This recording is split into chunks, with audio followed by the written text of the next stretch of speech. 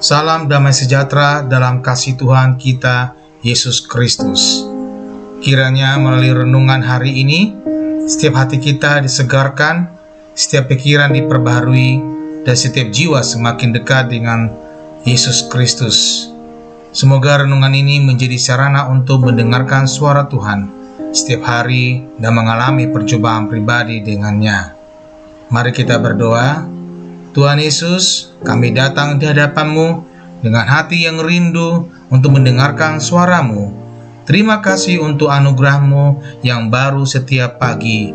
Saat kami membuka renungan ini, bukalah juga hati dan pikiran kami, agar kami dapat mengerti dan menerima firman-Mu dengan sukacita. Roh Kudus, tolong kami agar firman yang kami renungkan hari ini tidak hanya menjadi pengetahuan, tetapi menjadi kehidupan dalam tindakan dan keputusan kami. Pimpinlah setiap langkah kami dan ubahlah kami seturut kehendak-Mu. Di dalam nama Tuhan Yesus kami berdoa. Amin. Renungan harian 16 Juni 2025. Jalan kerendahan hati. Ibrani 2 ayat 5 sampai 18. Anda bisa membacanya nanti. Salah seorang bapak gereja yang bernama Agustinus pernah ditanya tentang kualitas iman Kristen. Ia menjawab, pertama adalah kerendahan hati. Lalu apa yang kedua? Ia menjawab, kerendahan hati. Dan yang ketiga, ia pun menjawab, kerendahan hati. Memang benar, ketika berbicara tentang spiritual Kristiani, pada akhirnya haruslah dijumpai sebuah kerendahan hati yang memesona. Kristus adalah teladan sempurna kerendahan hati yang agung. Dalam sesaat, ia dibuat lebih rendah dari maka malaikat. Bisa dilihat di 5 ayat 9. Ia menjadi seorang bayi yang lemah, manusia terbatas, mengalami penderitaan, bahkan mati di kayu salib. Hal ini ia lakukan untuk membawa semua orang kepada kemuliaan Allah dengan dirinya yang memimpin kepada keselamatan di ayat 10. Allah tidak pernah memberikan definisi abstrak dan absurd tentang kerendahan hati. Ia menunjukkan melalui pribadi dan ajarannya. Sebuah jalan kerendahan hati yang dilakukan oleh Yesus telah menghadirkan belas kasihan, bukan kepada malaikat-malaikat, tetapi kepada keturunan Abraham yang dikasihinya. Di ayat 16. Jalan kerendahan hati ini ia pilih untuk menyelamatkan umat manusia, sekaligus menjadi sebuah jalan untuk dihidupi setiap orang percaya. Ketika berbicara tentang merendah hati, kita akan mudah mendapati lawan katanya, yaitu tinggi hati atau sombong. Orang yang rendah hati tidak sombong.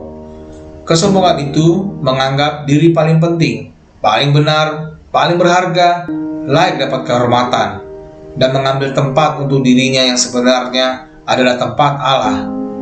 Inti dan esensi kesombongan adalah idolatry of self, memberhalakan diri sendiri.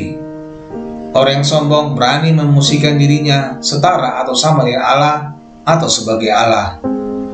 Orang yang rendah hati menyadari keterbatasan dirinya dan mengakui kedaulatan Allah.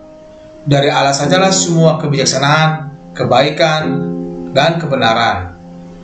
Orang yang rendah hati bergantung sepenuhnya pada Allah dalam segala hal, baik itu hikmat, kekuatan, keamanan, maupun kemampuan untuk taat. Jalan kerendahan hati akan selalu mendamaikan. Tuhan Yesus pasti memberkati kita. Amin. Sahabat terkasih, jika hari ini engkau belum pernah sungguh-sungguh membuka hati untuk menerima Yesus sebagai Tuhan dan Juru Selamat, ketahuilah bahwa Dia mengasihimu dengan kasih yang kekal. Dia datang ke dunia, mati di kayu salib, dan bangkit pada hari ketiga, supaya setiap orang yang percaya kepadanya tidak binasa, melainkan beroleh hidup yang kekal. Yesus tidak meminta kesempurnaanmu, Dia hanya meminta hatimu.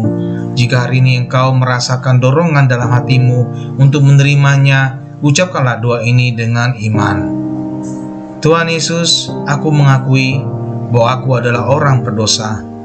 Aku membutuhkan Engkau sebagai Juru Selamat di dalam hidupku.